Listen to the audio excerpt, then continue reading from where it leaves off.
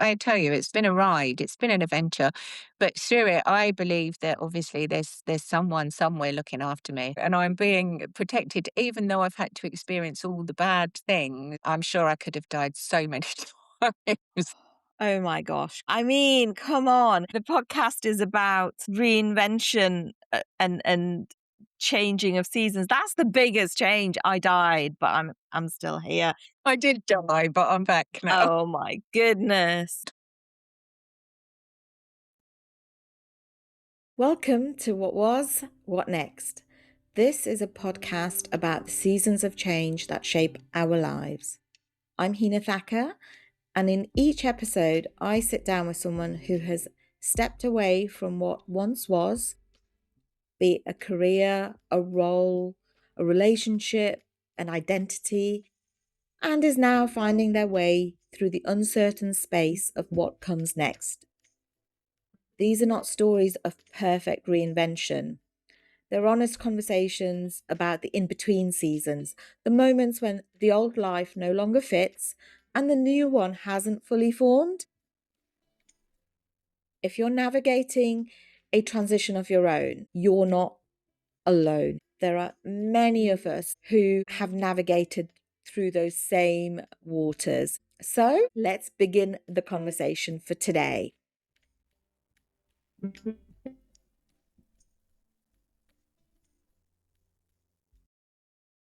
Hey, hello, everybody. I would like to introduce you to my guest today, who is a wonderful lady called Kim.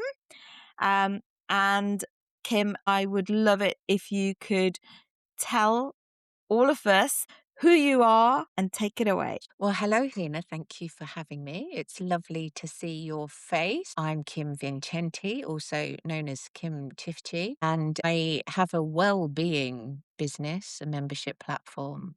Plus, I host retreats abroad, teaching yoga, seasonal living, seasonal life for midlife women. And I also, because we never do just one thing these days, do we? I'm also a writer, so I help ghostwrite people's books and content creation, business strategy, all of that stuff that I was doing, I think, when we met. But I think I've been doing both anyway for all of those years, haven't I? Yeah. So I've got two side hustles that make up two full-time jobs, I think. Well, you're clearly a busy lady, so we appreciate your time. Tell us then, Kim, you've obviously done a lot. You've kind of told us a few things. What I was intrigued with hearing, and you said it the last time we met, was that you've had a few different names. Yeah, and that is not to me, I know to everybody else it seems unusual. But when I was born, I've got two birth certificates. As ridiculous as that sounds, Mm-hmm. I do. And they're dated 5 years apart. Mm-hmm. And I could claim to be 5 years younger, but I don't. Yeah, so to me, it's normal. I've always seen that my name is not, it doesn't define me. So I just, if I feel like it, I'll just, I mean, my son calls me Moosh. My grandson calls me Nana Moosh. Some people call me Kim. Some people call me by my Turkish name. And, it's not a big deal to me. That's not who I am. So I don't really mind.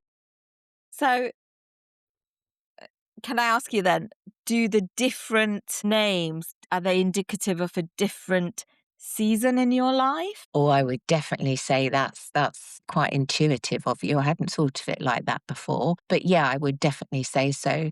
But then I think I would have had to have had far, far more names to, relate to all the seasons because I'm a bit of a life jumper. It's what I've always done. Gosh, that's really intriguing. You've stumped me there. So, life jumper, did you say? Yes, I'm a life jumper, definitely bouncing from one to the next. Okay. Yeah. So, what is the season that you're in now that's brought us to this point? Probably the most difficult, this one is the staying put season, Oh, and I'm not really liking it. yeah. What about this season makes it difficult? It's the staying put. So I don't think that I've ever lived in one since I was 10 when we first moved. I don't think I've ever lived in a house for more than 4 years, and I'm constantly on the move. So what happened when I was younger, I ended up in care. And then, so I ended up on my own from the age of 15. So I was constantly on the move. I think in one way I was trying to outrun the ownership of the pain, and just keep moving forward and just keep life jumping. I think I've been looking for something my entire life, and I just keep, moving forward to find it. I mean, I've lived abroad twice, both on whims, both done without any research. One was a complete failure and one was a masterpiece. So, you never know. You just keep going. So my experience has been jump, create a new life, jump, create a new life, jump, create a new life.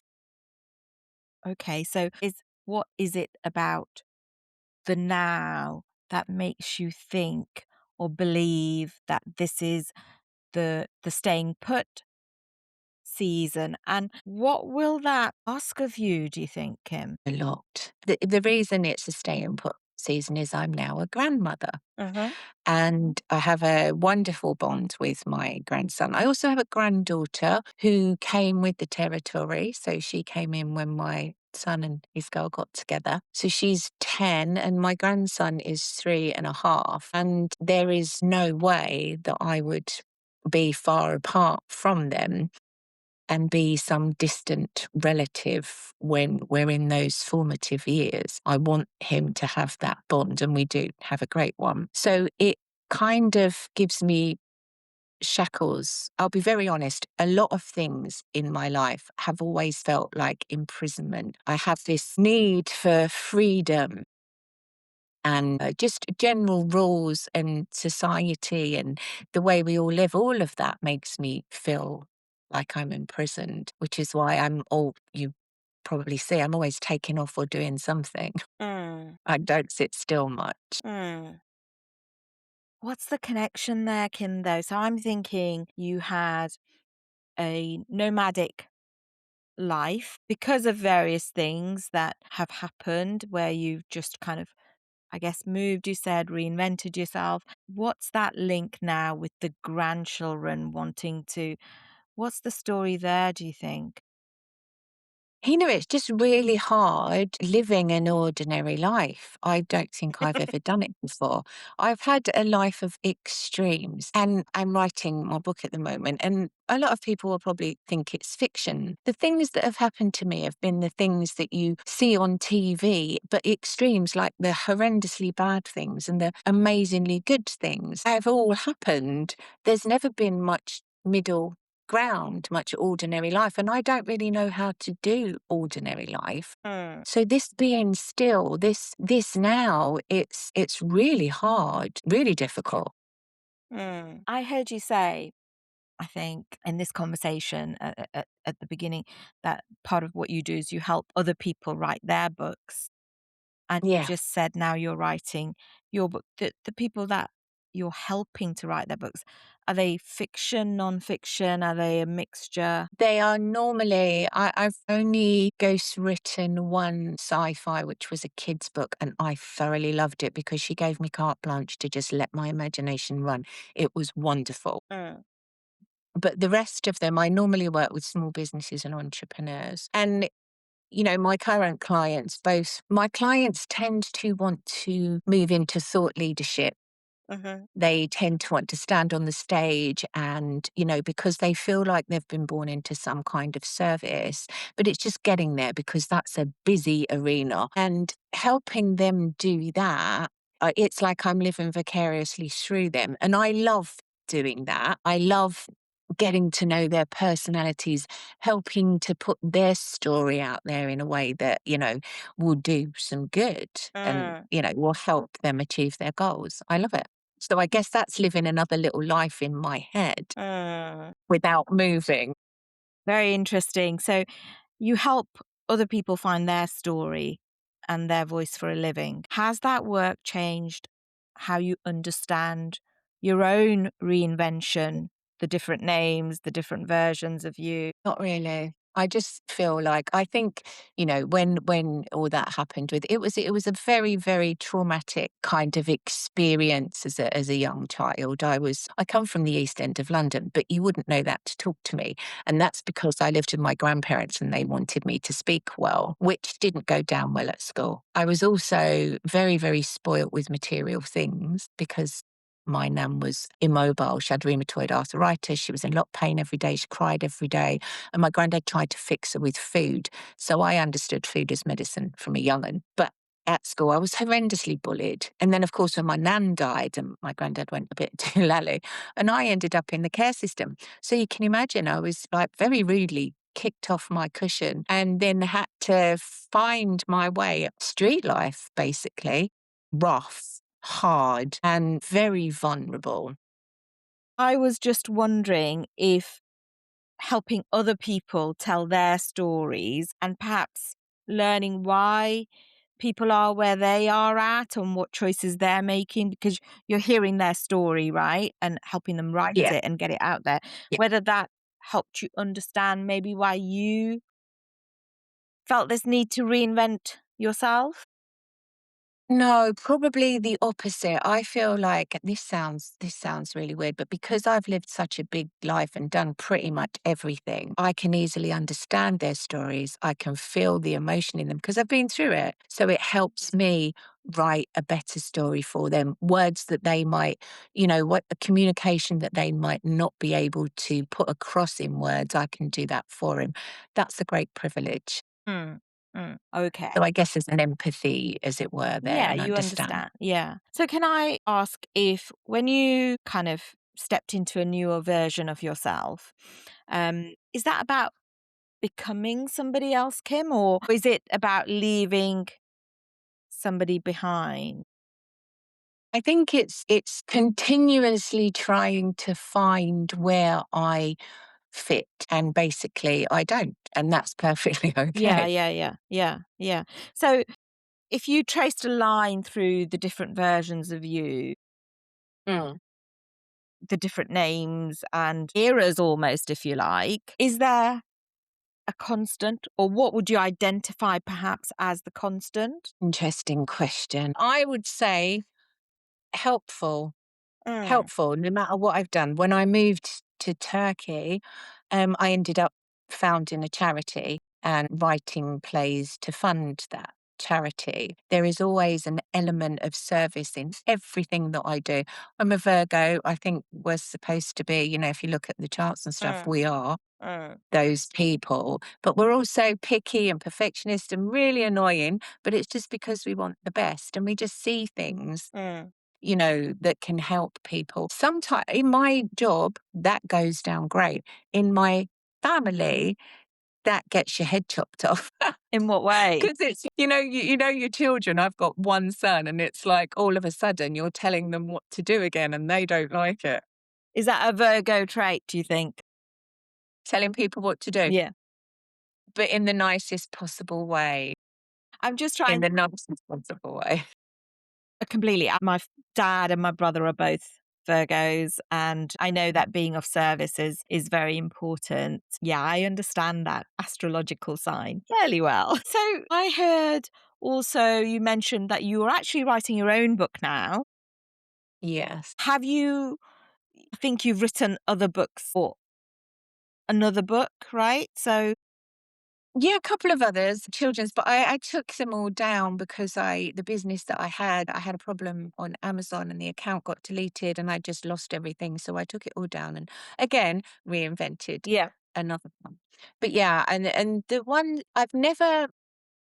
I don't think I connected with those stories. So let me give you an example. When I lived in Turkey, I married into a Kurdish village family.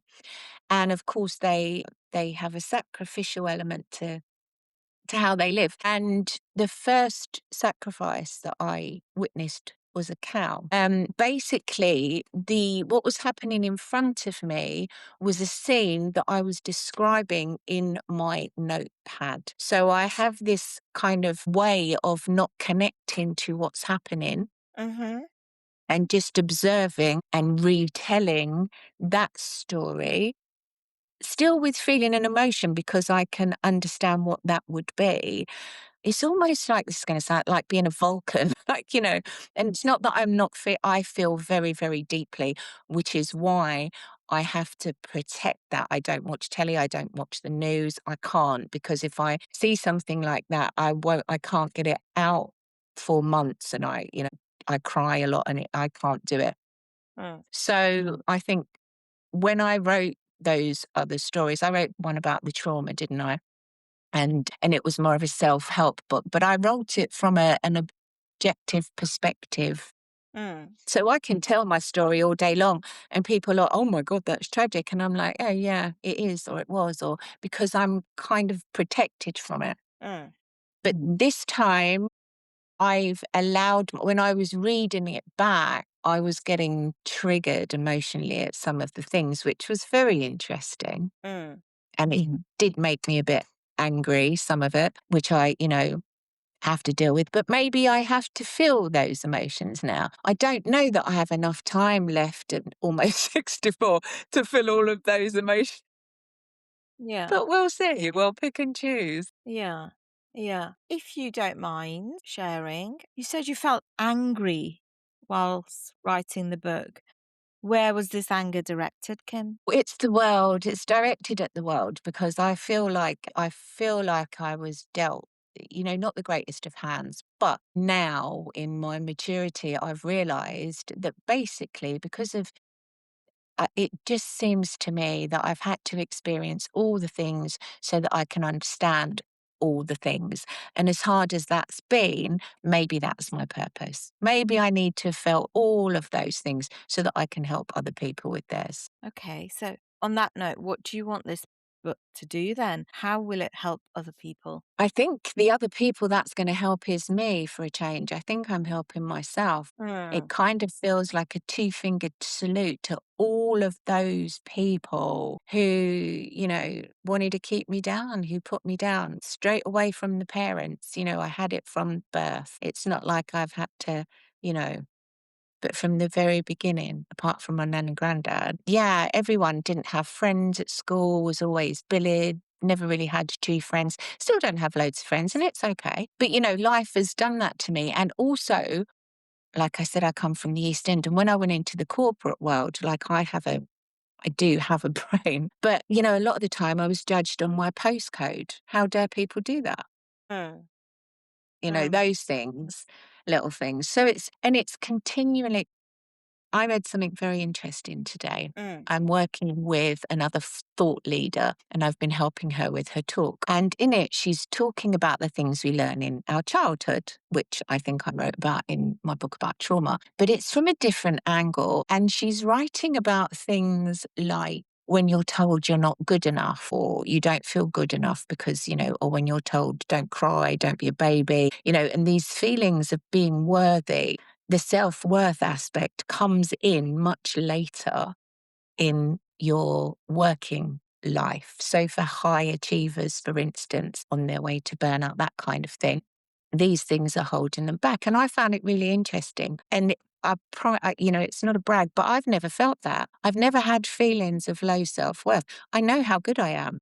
I know what I'm good at. I know how I can help people. They are certainties in my head. mm, So it's not that because I didn't grow up with people telling me those things. There was no one to tell me those things. So from a teenager, I just made my own mind up about the world and how it should be lived and how people should be treated, so it wasn't really there for me. mm, So it's a different perspective, really. mm. I can see why writing the book would you said, perhaps one of the people I want to help is me and you're writing that for yourself, which is I think that's quite an important thing to do is to actually think about yourself. I am one of these people that being of service is very important, but I also very strongly believe, Kim, that we have this life to live for ourselves, to love for ourselves. And I it, it sounds strange even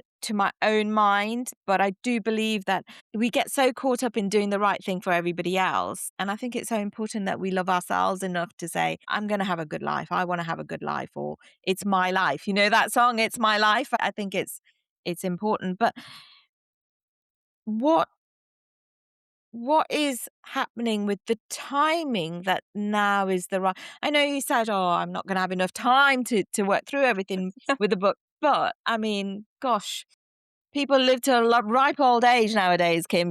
So what is it I'm about? not going to spell 95. So I was told that many years ago by a lady called Aruna, palm reader, and everything she said was true. So I'm not going anywhere till I'm 95. Right, I've got time, but maybe not to get through all those emotions. but what is it about the timing now then? Why now? Yeah. It's because I'm standing still and I've never done that before. Mm, I'm not reinventing anything.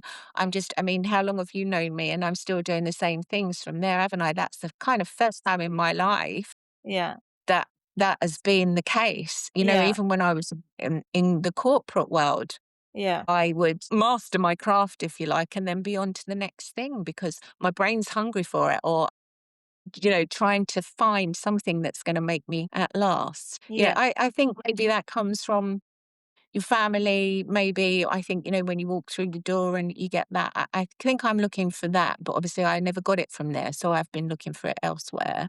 And I don't think that that's really available. And now I'm standing still. I'm having to deal with all of these things. I'm here in it.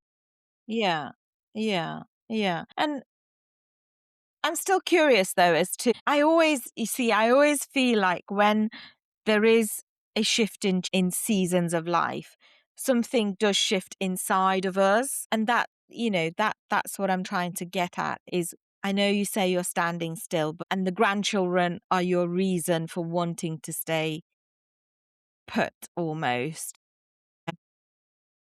But what's shifted inside of you, Kim? Perhaps it's just acceptance, Hina, that now is the time Mm, to, put some kind of awareness around the life instead of just continually creating new ones. mm, Perhaps it is that. It's an acceptance. Yeah. That, okay, here we are. It's like when, I don't know, you set a goal for giving up smoking or whatever it is, and you get to that day and you're like, oh shit, now I've got to deal with it. mm, It's that, isn't it? So now mm, I'm here and I just have to accept. Because normally, trust me, I'd be off, I'd be on a plane and I'd be creating a new life in some new country and it'd mm, be wonderful. mm, I mean, right now, how I keep myself like it used to be, if I can't move, I'll change the furniture around. So I was always mm. doing that, or I'll paint it, Yeah, and now I give myself little challenges. Like in lockdown, I learned guitar you and did. wrote songs because I was still, so I had to do something. Mm, And now I've given myself a challenge I was 64 in August. So I've decided that I'm going to learn an opera song. wow. So yeah, yeah, that's that. I always have to have some big talent Mm. because, I don't know how not be doing something that's bigger than me, I guess. Something that's bigger than you. Mm. Why is that? No, I just think it's habitual because Yeah. I think I've always done it. If I started doing that at 15 and I'm almost 64, that's 50 years. Mm. It's not a habit that's easily broken. Yeah. Yeah. Do your grandchildren know some of your story? No, And maybe not straight away, but will they read this book that you're writing, Kim? they're more than welcome to. And I've been brutally honest in it. My son's read a bit of it and he's like, because I'm brutally honest in it. In what Like way? Tell me in what way? my own failings, my own faults. I'm not writing it a perspective of, look, oh, poor me. I'm not writing that at all. I'm writing it from the base of the truth. This happened. And because I'm a writer, it's very descriptive so that you'll feel it. But also, this is what I did. This happened to me, but instead of this is where the buck should stop. But instead, we take our hurt out into the world and we hurt other people with it. Oh. We do. That's what we do. But, understanding and accepting that is definitely something good to do for yourself. That's huge, Kim. But it's true, Hina. We all do it. You're such a that's a very courageous thing to do. It doesn't see that courage thing doesn't really matter because there's nothing really that people can say or do to me that hasn't already been done and said. So I'm quite blasé about that. You know, it doesn't matter what I say. There's nothing that you can say Mm, that will take me down mm, because been there many times. mm. So yeah, Your son's read the book or the he's read manu a lot of it. Yeah, because also, he's 39 now, and I only introduced him to his dad 4 years ago. Mm, He never And that was totally my doing, not because I mean, his dad was a Persian playboy, very rich, could have given him a great life. But, when I got pregnant, we'd not been together long and we'd actually split up. And I called him and said, and he said, I'm not ready for baby. And I thought, well, sod you, I'll do it myself mm, because that's what I like. So that's what I did. And I did meet up with him and have a coffee, and then he started dictating to me, which makes me feel like I'm in prison. And he's going to do this, and he's going to go to this school, and he's going to do that. And at the time, I'd been homeless when I was pregnant. And I was thinking, this guy has all the money, he has all the power in this situation. And what if he decided to take him? So I disappeared. And I always said to my son throughout his life, let me know if you ever want to find your dad. And he's like, I don't need one. I've got you. I've had you. Everything is fine. mm, And then in lockdown, I just got this inkling that he needed something more. So I contacted his dad. mm, When I met up with him, he cried. He sat there and cried and said, you've always known where I was and this is my son. And I felt dreadful, but I did what I thought was best at the time. mm. And now they've got a great relationship. So, That's a big part of your son is a big part of your story. yeah, oh yeah, he is the big part. He is. It's always been him and I. Yeah. Yeah. And he's read some of the book, and he's prepared for when it comes out in hard copy and and whatever. Is there I don't know, is there other things in the book that you're kind of maybe not concerned, because if you were concerned you wouldn't put it there, but is there other parts of your book that have you holding your breath at all and thinking, will that go down well, or is it not about that at all now, Kim? It doesn't feel like it's that. There are a couple of things that might make some other people uncomfortable, but like I said, it's just the truth. And I'm not in a horrible way am I trying to make anyone, but it is the truth. Mm, So and it's my story to share. That's something as well that because I'm quite considerate of other people's, even though the past was bad, I don't go out there banging on about what people who were close to me did to me. I don't do that. Because what is that going to get me? yeah, Nothing. yeah, It's a he said, she said conversation that I just don't want to entertain. I know that those people will never change. They'll never see it from my perspective, and I'll never see it from theirs. So that's how it is. But this is my story. mm, And this is my truth. yeah, But there's nothing I'm worried about, really. yeah. No, I'm not. And Kim, what the book, obviously, what else is exciting you about this season in life where you are going to stay still for a bit, if not for the rest of your days, kind of thing? Well, I don't know if you remember, but when I took off to India, didn't I? When I was 57, I went to yoga teach Yes. training school. And when I came back, I set up a retreat business because I'd lived in Turkey. I'm a Turkish citizen as well. And I'd been to Marrakesh a lot. So I was able to do retreats there and things. And there is nothing better than being on retreat because a person has a whole week. You can work with that person for a whole week, and the difference you can make is phenomenal. So I was excited for that. And then lockdown came. So my life jumped then. As you know, I was then a musician for a while. Mm, I'm like, yeah. anyway. But now the world has settled a little bit because everyone was unsure after lockdown. So I've been able to reintroduce that, and I'm teaching yoga. I've founded a CIC company, the Well Initiative, and it's like my both of the things that I do help other people, and that is the reward in itself. But if I can do that in places like Italy, which is where my next retreat is, I mean, come on, I'm going to enjoy it just as much as they do. And I never ever get tired when I'm teaching because it's all about the good energy. Yeah. So it doesn't feel like work at all. That's what's got me excited. That's really interesting because you've talked about not being able to stand still and kind of moving forward, and yet you're moving towards kind of embracing the yoga business and the retreats, which literally are about stillness. They are, but there is a fluidity to the business that I am doing with them. So yeah, there's a fluidity to it. I just teach one Monday night class. The rest of the time I teach on retreat. Okay.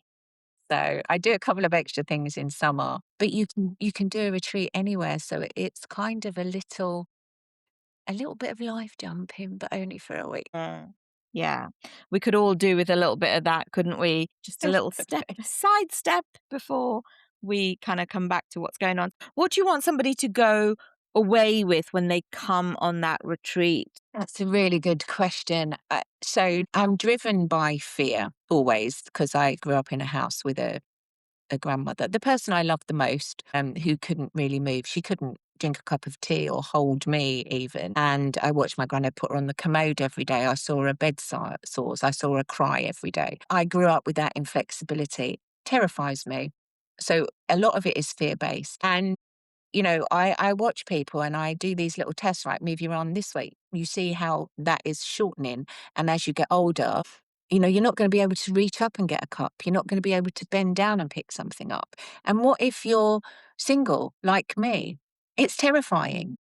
It's terrifying. But also the simple little changes that you can make to your diet, even, and just stop the bloating or just feel better or get healthier, all of those things I can help someone help themselves to do. That's wildly exciting, Mm. but it is driven by fear for me because I've watched it, I've seen it, I grew up with it. And my granddad trying to heal my nan with food was the biggest lesson. He said food is medicine, like he would say the sky is blue. He didn't say food helps you. He didn't say food can be used as. He said food is. And as a child, like in my formative years, to me, that is just what it is. And it's always been that way. Mm. So helping people, with that is exciting. Yeah.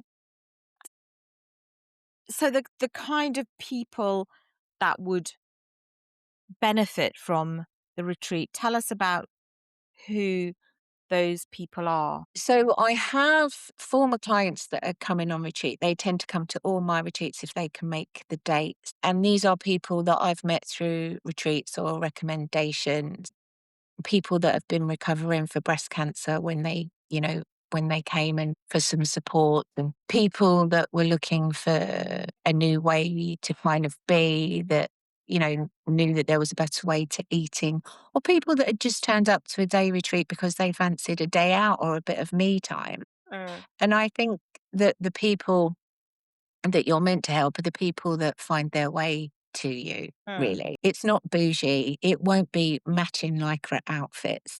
Mm. I don't stand in front of the class and say, follow me. Yeah. I'm not Mary Poppins. And when I trained in yoga, when I trained in India, I'm not even supposed to stand there and do the asanas with you. He said, teach, not show. Mm. We're supposed to teach people. So I have very small classes. I have very small numbers because I need to see the exact position of your ankle, your foot, your arm, your shoulder, especially because midlife women are more susceptible to damage. Yeah. I watch a lot of these, I see a lot of yoga photos and people are doing tree and they're putting their foot against their knee. And I'm thinking, who the hell is teaching you? Because you never put pressure against a joint whatever age you are. So one of the good things back in the late 80s, it was called the Medical Study of Reflexology, and I did that course. It was a year long, but on it you had to study anatomy and physiology.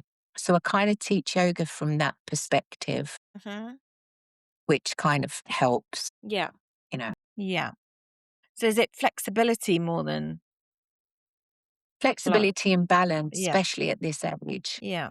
Yeah. Yeah. So I remember your way of teaching, Kim, because you taught me the pigeon pose in yoga I do. at the at this retreat. I could still do it. So I just want your permission to ask you a direct question. Of course, you can ask me anything. If the little girl, 15-year-old or even younger, the little girl who started all this reinventing of herself Mhm. could see you leading a room into yoga and stillness or flow, Mhm. what would that little girl think that you had actually figured out about life? You're not going to like my answer, but it's going to be very truthful. No judgment at all, no liking or disliking, just want to know.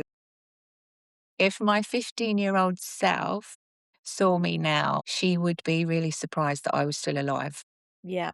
And I'm actually not surprised at that answer just because, and I'm not professing to be any kind of guru, but books I've read, fiction and nonfiction, tells you that when somebody is constantly changing, yeah, are they going to change one time and suddenly find themselves against a brick wall of some kind? Yeah, I tell you, it's been a ride. It's been an adventure. But through it, I believe that obviously there's someone somewhere looking after me. Although I did die. I woke up with a tag tied to my toe after my cesarean. So I have.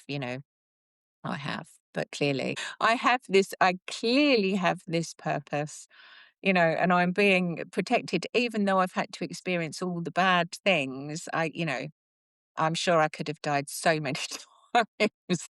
Oh my gosh, Kim. I mean, come on. The podcast is about sort of reinvention and changing of seasons. That's the biggest change. I died, but I'm still here. I did die, but I'm back now. My goodness. You are one truly amazing lady. Um with Maybe I'm just someone with a purpose. Yeah. Well, I remember finding this little meme on social media quite a few years ago, and it said something about being sassy and, but doing it with heart. And I think if there was ever a person that I knew who kind of was like that, that's definitely you. Because you care and you care deeply, don't you? I really do, yeah.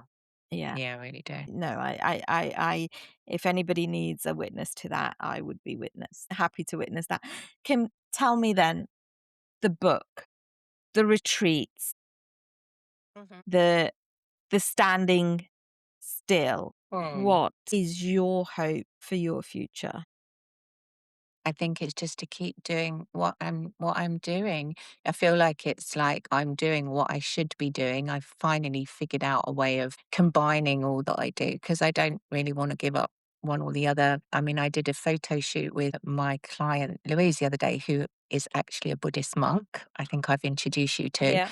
and I've just a co-host on my retreat because I love that. The fact that there's more help out there. But I did this retreat and it was a day, but I made all the food because I love to nourish people. And I taught a yoga class while we was there, as well as doing background content. So, and we also jumped in the jacuzzi. So it was a bit of everything. And for someone like me, that's like, yes, I love it. Multitasking, but doing all the things that I love. I love to nourish people, to feed them, to help them be well, to Yeah. help them I love it.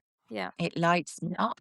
Yeah. So yeah, being able to do that all in one go. I love day retreats. Yeah. Yeah, I love it. Yeah. I just found the quote that I I thought applied to you all those years ago. And it's be a classy woman with a little bit of hood and a lot of universe in you. And I think you've just described that, the fact that actually you've had this adventurous life, you've done lots of things, you've obviously learnt to duck and dive, Kim, yet within you, there is this undeniable need to nourish, take Yeah. care. So, Yeah, I truly feel that. I do. and who takes care of you? Nobody, no, I don't have a Harry. I mentioned that in my book. My granddad's name was Harry, and he was just incredible. And that's what I always say. I can't be ill. I don't have a Harry, you know. Mm, mm, So yeah, no, nobody. And I think my head is too much. I'm too much for most people and a lot of men. I've got myself through this whole life, and I probably need an older guy that's been in prison, that's been around the block, that knows all of this, that won't take none of my nonsense because, any new age man is going to go, oh my God, you're way too much. mm. I mean, you know, there's I'm not saying there has to be somebody else, but I think that your soulmate doesn't always have to be a romantic relationship soulmate. It could be, yeah, it could be a number of different things. Yeah, I wouldn't say I'm that my happiest being single. I would like to be in a relationship, but also by the same token, it kind of bothers me that I'll because I end up hurting people. I'm always the one that walks away, and that goes against my entire philosophy of helping people. So even though I should separate the personal from the purpose, perhaps, yeah, it bothers me a bit. I think what you've just said is quite profound, Kim. I know lots happened, but is that something that you're telling yourself still, that you're too much? I I've done a lot of I have done analysing of myself, obviously, and there is a lot there to work through. We all have these things, don't we? But I seem to have oh God, this is going to sound terrible. I seem to have a time limit. I seemed to have this, okay, what do I need to help you with? Let's get it all sorted. It's done. Okay, time for me to move on. And that's applied to relationships because that's what I've realized when I've worked through it. And that is not the way to approach relationships. That's not the way to be in a relationship. But it seems that every relationship I have, I need to do some fixing. And I think there's a lot of us that are fixers. But if you've had some kind of grounding when you're younger or a relationship that you've looked at that you know that's how things were meant to be, it kind of gives you that balance. But for me, it's always been that one sided thing. Mm. And this is the other thing about age. I don't have time for years of therapy. I'm not sure that, when I've dipped my toe in the water for these kind of things before, I've got very complex experiences, and sometimes it what would be easy to fix in one is contradicted by the other. So, it's all quite convoluted. It would be very difficult to unravel, and I don't have the time to do that. And I'm actually okay with that. I'm okay with that. Yeah. But you also said that you would like somebody.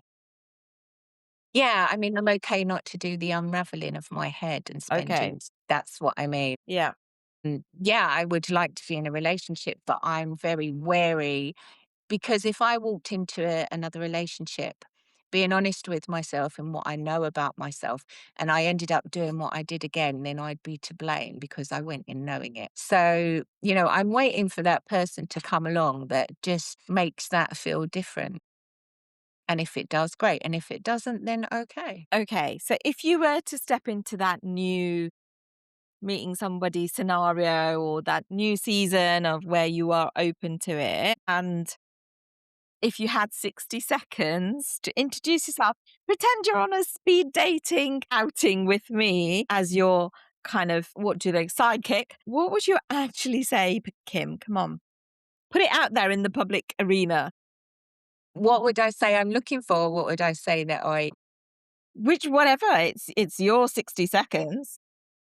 Okay, I would need somebody that's evolved, somebody that's probably lived in different countries, somebody that appreciates art, somebody that can listen to music and feel it touch their heart, somebody that reads, somebody that loves words, somebody that loves trees and nature, somebody that, is okay with me in high heels and then barefoot on the grass because I like to do both camping and five-star hotels. Someone who likes travel, someone who loves family, Yeah. all of those things. And that someone is probably just round the corner. So I hope that they genuinely listen to this podcast, Kim. And if they did, I didn't think the podcast would become a dating app, but how much fun would it be if it did? So if people wanted to connect with you, Yeah. how could they do that? Where's a good place to connect with you?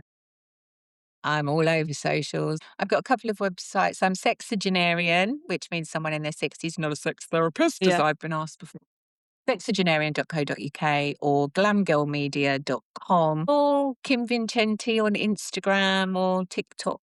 I'm around. I'm LinkedIn. Yeah. Yeah, I'm just around. Yeah. Yeah. I mean, if I had one word, I would say you're a chameleon and a lovely, bright, colorful, gorgeous chameleon at that. So, um, I feel like this is a good place to close our conversation for the day. Yeah. Thank you so much for just coming on here and being open to the conversation, Kim. I really appreciate that. And I think the listeners will find your life intriguing and want to read that book when it comes out. Which is going to be called Who Does She Think She Is? Because that's what people have said about me my entire life. Who does she think she is? And have you got a time frame in mind? It's almost finished, but right now I'm just so busy. It's my birthday in August, so maybe I'll get a bit of time to do it there. But thank you so much for having me on. I was never going to say no to you. How could I say no to that face? It was lovely to spend some time with you. I haven't seen you in person for a long time, but I think we need to rectify that. We And definitely need to do that. Thank you yeah, I so much, Kim. And we're going to catch up soon. yes, darling. All right. Bye. Bye. Thank you so much for listening to What Was, What Next. Every story that we share here is a reminder that life moves in seasons and that the space between what was and what comes next is not a failure, but part of the journey. So if this conversation resonated with you, please do share it with someone who might need to hear it as well. Until next time, take care of yourselves in whatever season you're in. And remember, the season that makes no sense today may be the one that shapes the future for you. So embrace it in all its glory. Till next time.